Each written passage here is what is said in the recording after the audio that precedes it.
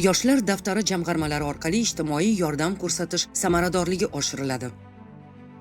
Yoshlar daftari jamg'armalari orqali ijtimoiy yordam ko'rsatish tizimini yanada takomillashtirish to'g'risidagi Prezident farmoni qabul qilindi.